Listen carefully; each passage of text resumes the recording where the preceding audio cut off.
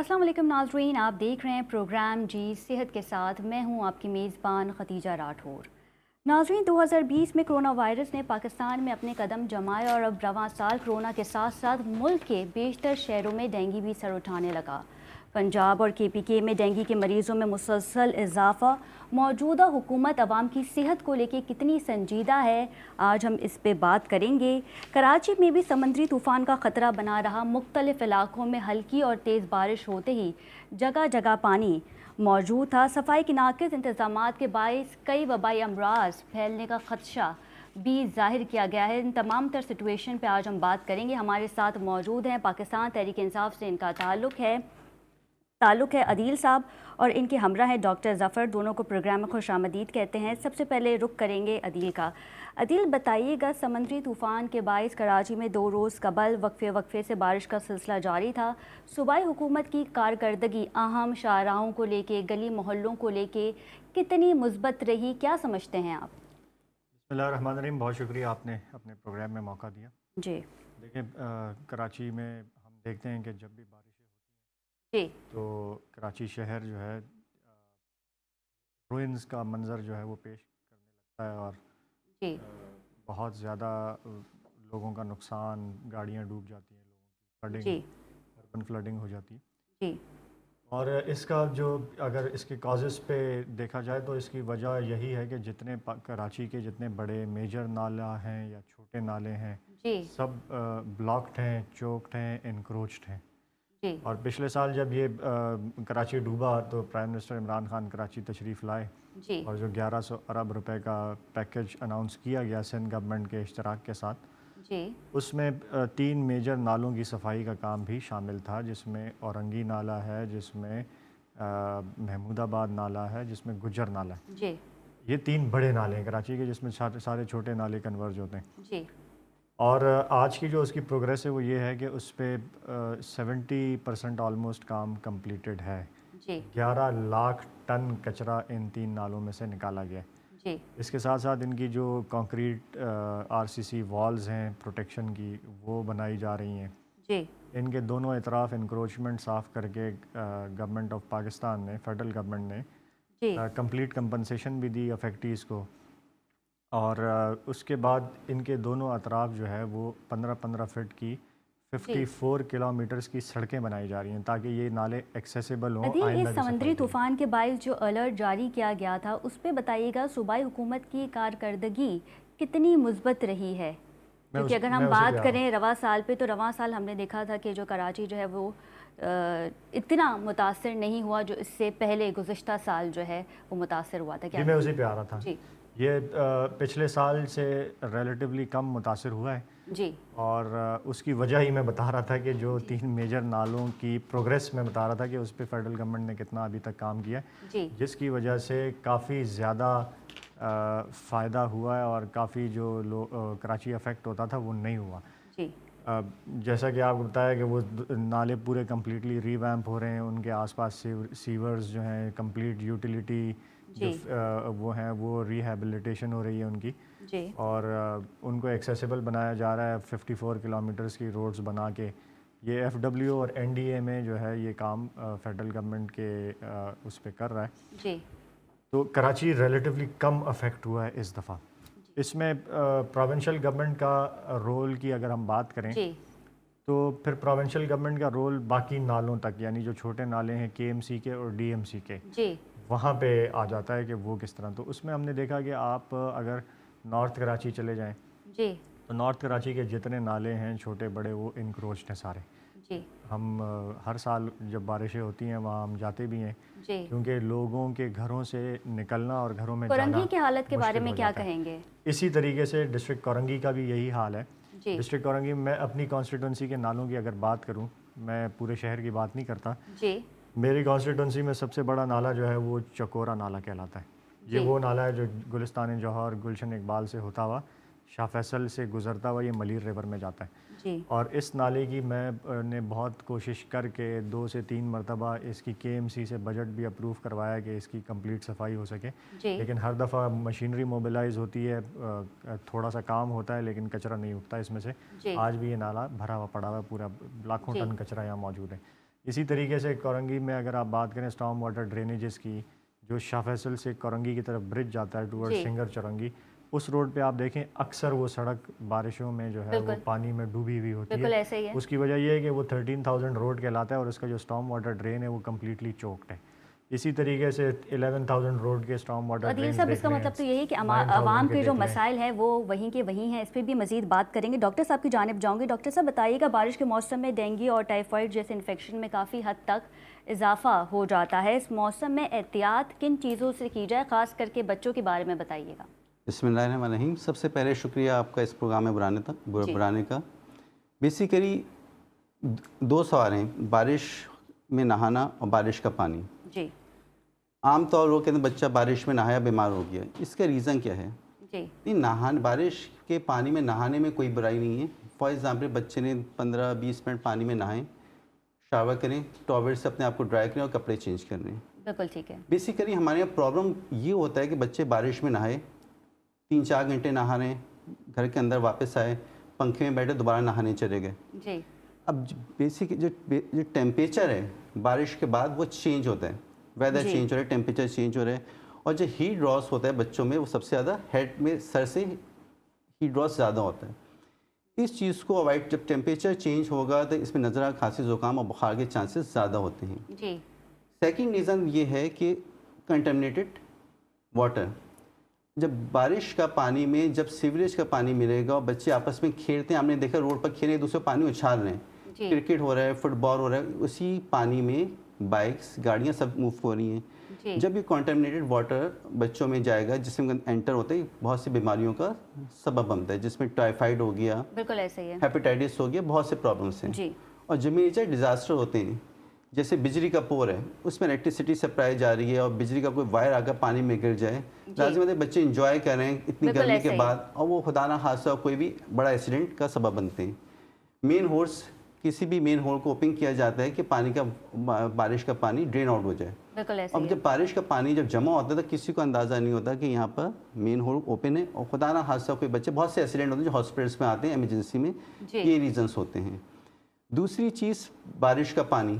अब बारिश तो हो गई, उसके जी बाद जो पानी जमा होता है वो साफ़ पानी भी है और गंदा पानी भी बिल्कुल है। ऐसा ही है। साफ़ पानी के अपने मसले, फॉर एग्जाम्पल डेंगू का होना, जी और गंदा पानी वो भी मच्छरों की वजह से, मलेरिया, टाइफाइड टाइफाइड। बिल्कुल। और जब ये मक्खियाँ, मच्छर किसी खाने की चीज़ पर जाकर बैठेंगे और ये रोज पब्लिक खाएगी, तो जी उससे प्रॉब्लम अराइज होना शुरू होते हैं। नॉर्मली ये प्रॉब्लम्स फर्स्ट डे अपेयर नहीं होते, जी कुछ इमीडिएट प्रॉब्लम्स होते हैं, कुछ डेट कॉम्प्लिकेशंस आती हैं जो आफ्टर 15 और 20 डेज़ के बाद आती हैं, फॉर एग्जाम्पल टाइफाइड का होना, मलेरिया का होना। जी तो ये मेन रीज़न है जिसकी वजह से बच्चे अफेक्टेड होते हैं टाइफाइड में, बारिश में। बारिश में नहाना ऐसा प्रॉब्लम नहीं होता है। बिल्कुल ठीक है। जी नाज़रीन, डेंगू की केसेस में मुसलसल इजाफा, इस पे भी बात करेंगे after a short commercial break. Stay with अस।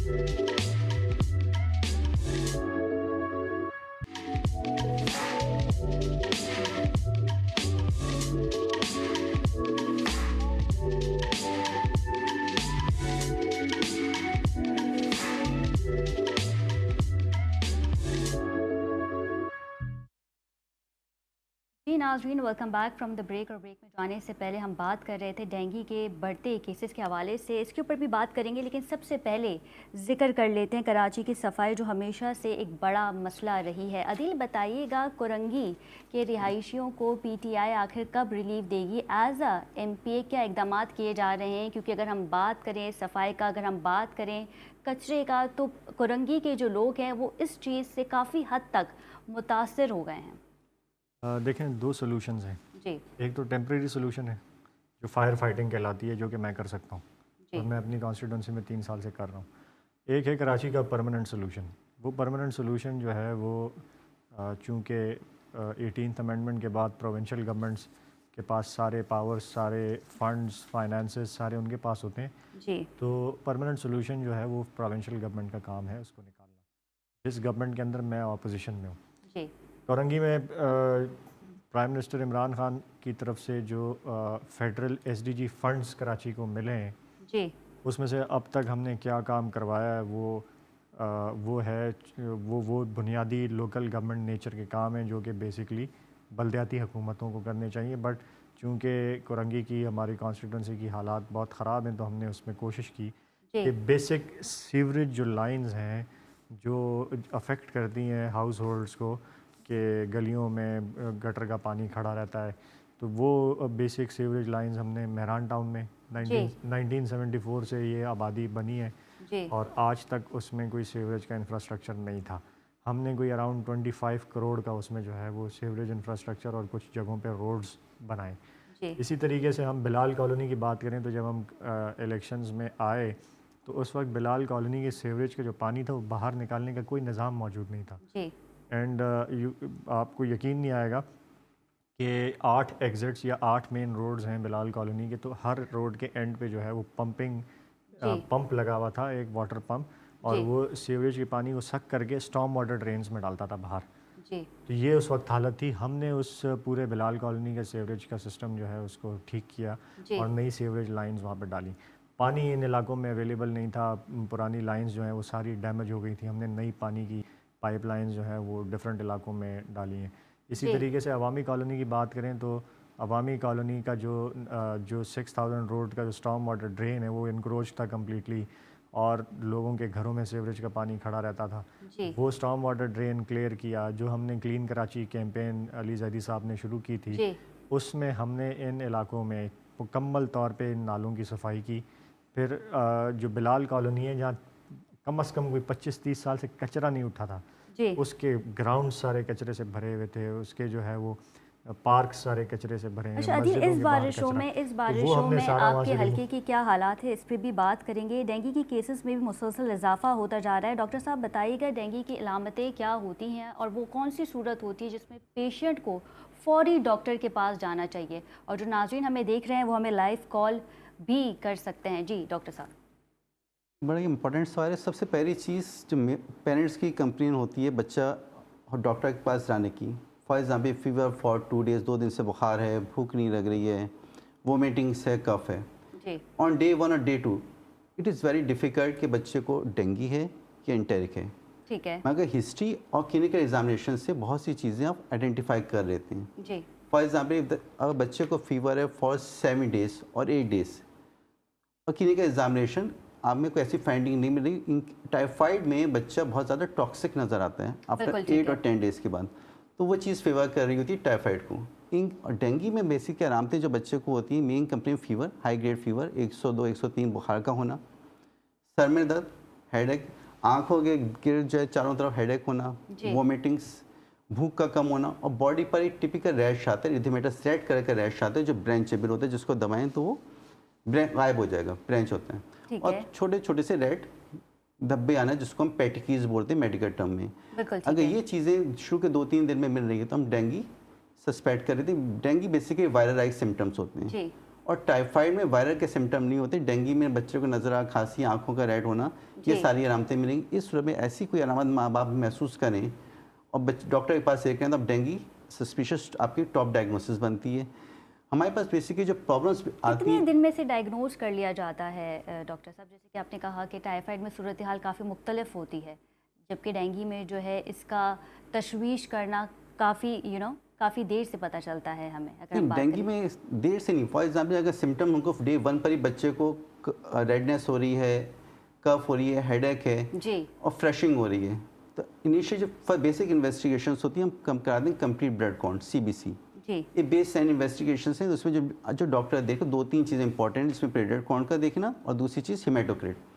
अगर आपका सस्पिशियस हाई है तो आप डेंगू NS1 एंटीजन कराते हैं, जो फर्स्ट 5 डेज़ के अंदर कराया जाए तो पॉजिटिव आता है। उसके बाद डेंगू एंटीबॉडीज़ कराई जाती हैं जो डेंगू IgM होता है। डिपेंड करता है कि हिस्ट्री कितने ड्यूरेशन के साथ है। 3 डेज़ की हिस्ट्री के साथ है NS1 एंटीजन कराइए और CBC करा लीजिए, और दूसरा अगर डेट आया तो डेंगू IgM कराइए। दूसरी जो आपका इम्पॉर्टेंट चीज़ जो हमारे आज बारिशों के बाद होने का है, जो आपका 15 और 20 डेज़ होने का चांस होता है, हर चीज़ का इंक्यूबेशन पीरियड होता है। ऐसा नहीं कि आज पानी गंदा गया और आज आपको टाइफाइड हो गया, ऐसा नहीं है। टाइफाइड अगर होना है तो आफ्टर 10 डेज़ और 14 डेज़ के बाद अलामतें नमूदार होती हैं। इस सूरत में बच्चे को हाई ग्रेड फीवर आ रहे हैं और फीवर परसिस्ट कर रहे हैं जी तो आपको टाइफाइड सस्पेक्ट करना है और ब्लड कल्चर भिजवाने हैं। किसी का एग्जामिनेशन बड़ा इंपॉर्टेंट है, आपने ये एग्जामिनेशन करने हैं, थ्रोट करने हैं, एब्डोमिनल पेट का एग्जामिनेशन है। जी कोई ऐसी फाइंडिंग आपको नहीं मिल डॉक्टर रही साहब, है। इस पर मजीद बात करेंगे। कॉलर मौजूद हैं। जी अस्सलाम वालेकुम, कौन बात कर रहा है, कहाँ से? जी कॉलर मौजूद है हमारे साथ। आवाज़ नहीं आ रही। कॉल ड्रॉप हो चुकी है। जी डॉक्टर साहब कंटिन्यू करेंगे। अच्छा, टाइफाइड में सबसे बड़ी चीज़ जो होती है, दूसरी चीज़ है एक मलेरिया, जिसका बड़ा शुबा है होने का। जी मलेरिया राज्य में गंदे पानी से, मच्छरों, ये भी मच्छरों की वजह से ही है। तो इसके आरामते और टाइफाइड, डेंगू, मलेरिया में नॉर्मली बच्चों को हाई ग्रेड फीवर आएगा, शिवरिंग के साथ फीवर होता है। ये बच्चे जी थोड़े से आपको एनीमिक नज़र आते हैं। ठीक जो है। भी आपका फिजिशियन है वो इन चीज़ों को आइडेंटिफाई कर लेते हैं, उसके बाद वो ट्रीटमेंट, इन्वेस्टिगेशन, उसके बाद फिर ट्रीटमेंट प्रॉपर स्टार्ट होता है। जी बिल्कुल डॉक्टर साहब, ट्रीटमेंट के हवाले से भी बात करेंगे। अदील की जानिब जाऊंगी। अदील, खुदा कर के कोरोना की शरह में कमी आई है, और अगर हम बात करें पंजाब और KPK में, तो डेंगू की केसेस में मुसलसल इजाफा होता जा रहा है। तब्दीली सरकार आवाम की ज़िंदगियों को महफूज करने के लिए क्या इकदामात ले रही है? देखिए, कोविड की जो सिचुएशन पाकिस्तान जिन हालात से गुजरा है, उस पूरी जी दुनिया बड़े मुश्किल दौर से गुजरी है। जी और गवर्नमेंट ऑफ पाकिस्तान अपनी मीगर रिसोर्सेज में, और जो हमारा हेल्थ सिस्टम है वो ऑब्वियसली दुनिया के स्टैंडर्ड्स का नहीं है, बिल्कुल ऐसा ही है। लेकिन उसके बावजूद जिस तरह से गवर्नमेंट ने कोविड की सिचुएशन को टैकल करने में कामयाब हुई है, तो दुनिया उसकी तारीफ़ कर रही है जी कि किस तरह से जो है वो, क्यों जब हम कोविड के अंदर आए तो हमारे जी पास बेसिक PPEs नहीं थे। आज हम PPEs अपने लिए नहीं बल्कि एक्सपोर्ट भी कर रहे हैं, जी वेंटिलेटर्स बना रहे हैं, वैक्सीन हमने चाइना के इश्तराक से यहाँ बनाना शुरू की। तो काफ़ी पाकिस्तान जो है वो कोविड की सिचुएशन में जी बहुत बेहतर बन के सामने आया। बिल्कुल ठीक है। इसी तरीके से वो कम्प्लीटली अभी हमारी जान छूटी नहीं कोविड से। हाँ, ज़रूर कम हुई, अल्लाह का शुक्र है कि जी काफ़ी बेहतर सूरत हाल है। लेकिन ये डेंगू और जो है इसका भी सामने आया है। अभी पंजाब में भी, KPK में, इवन जी कराची में भी केसेस डेंगू के काफ़ी सामने बिल्कुल आए। ऐसे ही, लेकिन कराची में जो है वो और रेशियो थोड़ा कम है अगर हम हाँ, कंपेयर करें तो लाहौर से। पंजाब का जो अगर 1 अक्टूबर तक का मैं बताऊं कि उधर क्या इकदामात किए जा रहे हैं और कितने केसेस हैं और क्या उसके जी लिए गवर्नमेंट कर रही प्लीज़। है। तो गवर्नमेंट ने एक 3 टीयर्स की जो है वो बनाई है। इसमें लोकल गवर्नमेंट को, उसमें डिस्ट्रिक्ट एडमिनिस्ट्रेशन को और हेल्थ डिपार्टमेंट ने, तीनों ने एक कंबाइंड टास्क फोर्स बनाई है, जी जिसमें 1 जनवरी तक का अगर हम डाटा करें तो टोटल केसेस कोई 1840 जनवरी से लेकर 1 अक्टूबर तक 1840 केसेस रिपोर्ट हुए हैं। जी उसमें से जो नए केसेस हैं वो कोई 181 हैं जो ट्रीटमेंट हो रही है, अंडर ट्रीटमेंट, यानी बाकी तो रिकवर हो गए हैं। जिनकी ट्रीटमेंट हो रही है वो 283 हैं। जी डेथ्स टोटल रिकॉर्ड हुई हैं 3। अब ये इसके लिए गवर्नमेंट क्या कर रही है कि गवर्नमेंट 2 तरह की सर्वेलेंस कर रही है। एक जी इंडोर सर्वेलेंस कर रही है और एक आउटडोर एक्टिविटीज़ और सर्वेलेंस हो रही है। जी इंडोर सर्वेलेंस के जो केसेस हैं वो कोई 4,20,944, जी यानी 100,000 जो है ये इंडोर सर्वेलेंस की है गवर्नमेंट ऑफ पंजाब ने। और आउटडोर सर्वेलेंस जो है वो 94,414 केसेस जो है वो आउटडोर सर्वेलेंस जी करके जो है वो किया गया। और जो 1 अक्टूबर की अगर हम बात करें तो जो पिछले 24 घंटों का वो है, उसमें जी जो लार्वा डिस्ट्रॉय किया गया है, क्योंकि बिल्कुल ये ऐसे ही डॉक्टर है। साहब बैठे हैं, मैं तो ज़्यादा उस के बारे में मुझे नहीं पता, जी लेकिन जो डेंगू का लार्वा होता है उसको जो डिस्ट्रॉय किया वो कोई 1904 प्लेसेस पर लार्वा बरामद डॉक्टर किया है साहब और क्या उसको कहना डिस्ट्रॉय चाहेंगे किया। इस पे आप? और एक हेल्पलाइन भी क्रिएट की गई है जो 1033 है, यानी कोई भी अगर इस सिम्टम से गुजर रहा हो या कोई इस तरह जी का लार्वा की कोई इन्फॉर्मेशन हो तो गवर्नमेंट को 1033 हेल्पलाइन पर कर सकती है। और यही सेम एग्जैक्ट पैटर्न जो है वो KPK में भी फॉलो हो रहा है। वहाँ पे भी 3 टीयर्स को कंबाइन करके एक टास्क फोर्स बनाई गई और सिमिलर जो है। बिल्कुल बिल्कुल ठीक है। डेंगू के ट्रीटमेंट के हवाले से भी बात करेंगे। डॉक्टर साहब से भी जानेंगे कि वंस जब इसे डायग्नोज कर लिया जाता है तो उसका ट्रीटमेंट डॉक्टर की जानिब से किस तरह किया जाता है। After a short commercial break, stay with अस।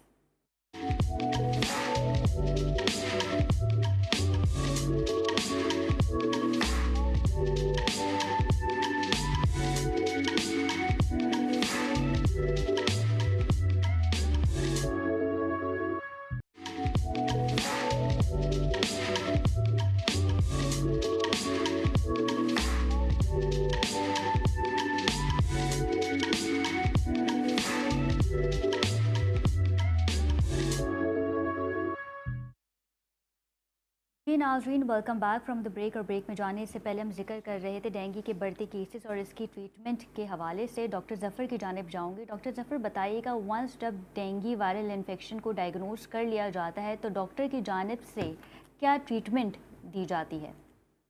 सबसे पहले मैं आपका जो सवाल बीच में आपने पूछा था रिगार्डिंग रावा कि उसको जी। किस तरह ख़त्म किया जाए, बेसिकली जो इम्पोर्टेंट चीज़ है जो इस वक्त करने की ज़रूरत है, जहाँ जहाँ पानी जमा है उसको अर्जेंट बेसिस पर ड्रेन आउट किया जाए। फर्स्ट, सेकंड, इंसेक्टिसाइड स्प्रे किया जाए।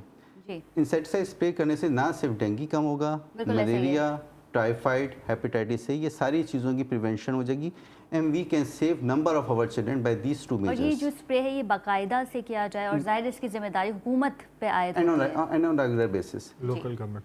जी जी दूसरा सवाल आपका ये है कि डेंगू का ट्रीटमेंट, नहीं, डेंगू का ट्रीटमेंट बेसिकली डिपेंड करता है प्रेजेंटेशन पर। डेंगू के बच्चे 3 प्रेजेंटेशन के साथ आते हैं: डेंगू फीवर, जी dengue haemorrhagic fever and dengue शॉर्ट सिंड्रोम। डेंगू फीवर की जो अलामतें जाहिर होती हैं, जैसे फीवर, जिससे में दर्द होना, जोड़ में दर्द होना, simply just like virus symptoms, और these cases can be treated on clinic OPD basis पर कर सकते हैं। जी। दिस क्लोज मॉनिटरिंग आपको फॉलोअप में उनको रखना पड़ेगा।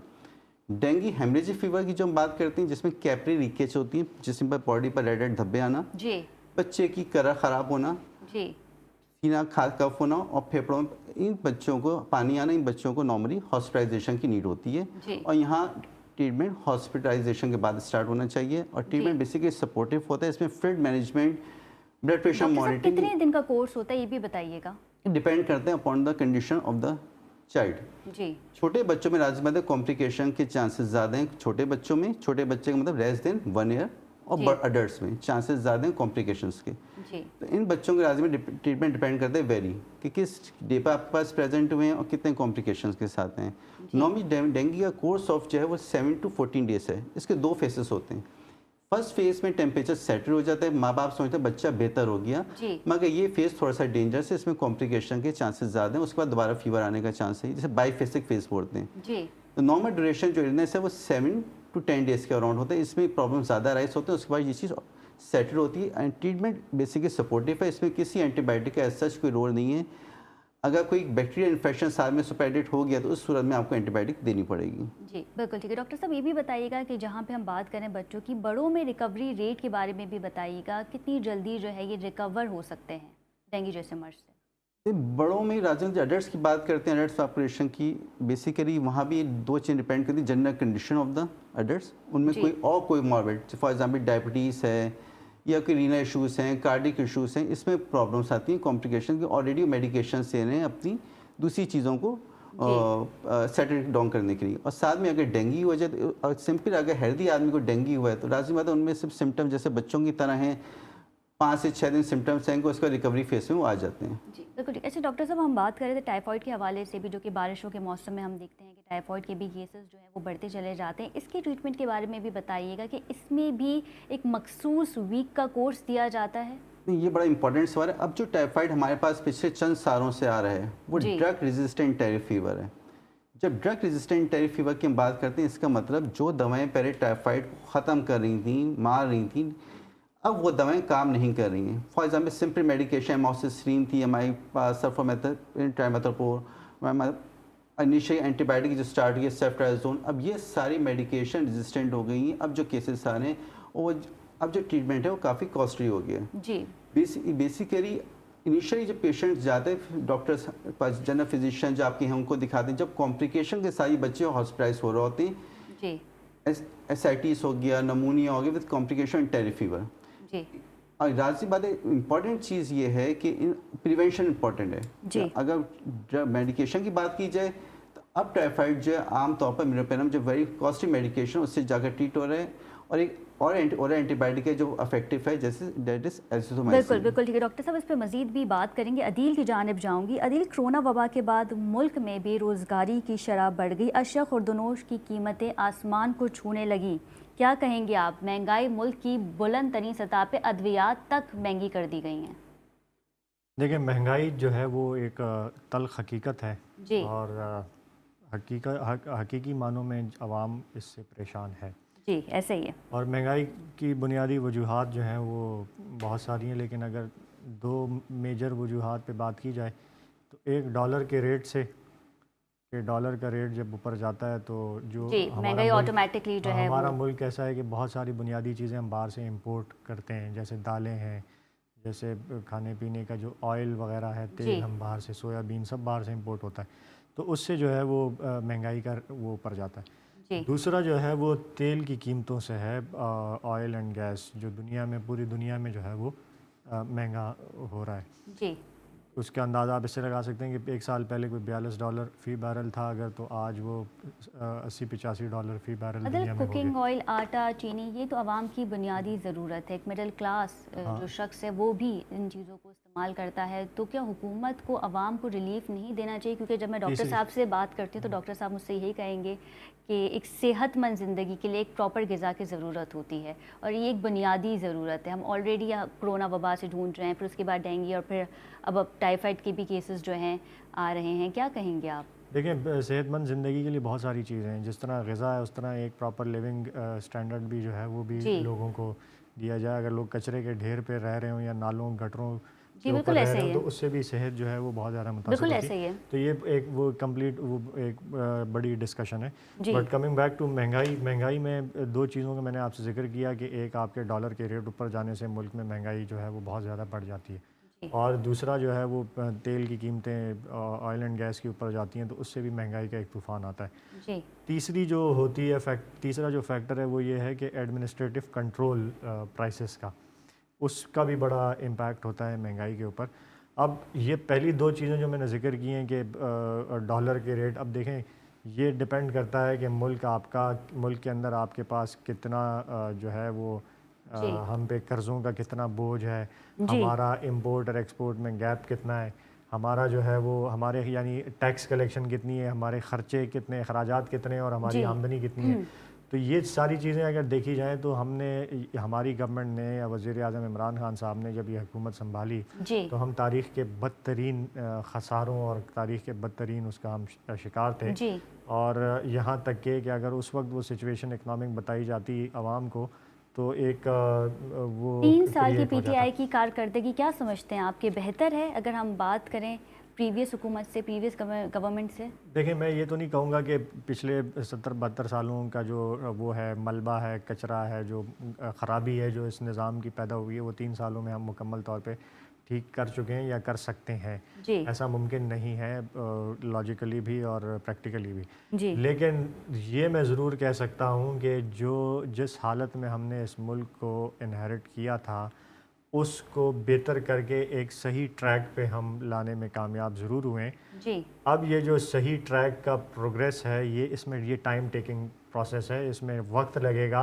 जी जो पॉलिसीज़ हमने इख्तियार की इकानमी को रिवाइव करने की या ठीक करने की, जो पॉलिसीज़ हमने इख्तियार की कि हम लोगों की क़ुव्वत ख़रीद या उनकी आमदन या लोगों को इक्विप करें, जैसे नौजवानों की स्किल्स ट्रेनिंग है, जिस जी तरह से नौजवानों को कर्ज़े दे के कारोबार की तरफ लेकर आना है, जिस तरह से बिल्कुल ठीक है। एहसास वी हैव प्रोग्राम 30 के सेकंड्स डॉक्टर साहब की थ्रू जानिब लोगों को जाऊंगी। वो करना है, तो जी वो हम एक राइट ट्रैक पे ज़रूर आ गए और हम उसकी तरफ जा रहे हैं कि बेहतरी की तरफ जा बिल्कुल रहे ठीक हैं। है। डॉक्टर साहब बताइएगा बच्चों थोड़ा की सा मैं आधा मिनट और लूँ जी जो sir we have 30 seconds please. अच्छा, तो वो ये दूसरा जो आपका ऑयल एंड गैस का है ना, this is completely international market का मसला है ये, वहाँ महंगी होती हैं। तो हम अब इसमें गवर्नमेंट क्या कर सकती है, जो हमारी जी गवर्नमेंट में और माजी की गवर्नमेंट्स में फ़र्क ये है कि हमने क्या किया, हमने टैक्स को, लेवीज़ को, जो पेट्रोल के ऊपर गवर्नमेंट वो करती है, कमाती है, जी उसको हमने बहुत कम कर दिया है। उसको अगर आप कंपेयर करें माजी फिर की एक हुकूमतों तवील से। डिस्कशन है, इस पर बिल्कुल बात करेंगे। We have 20 seconds. डॉक्टर साहब की जानिब जाऊंगी। डॉक्टर साहब बताइए कि इस मौसम में बच्चों की डाइट प्लान पे ध्यान देना कितना ज़रूरी है? We have 20 seconds please sir, wind up करना है। 20 सेकंड में सिर्फ 4 चीज़ें बताना चाहूँगा। We can save number of lives. जी first point is hand washing.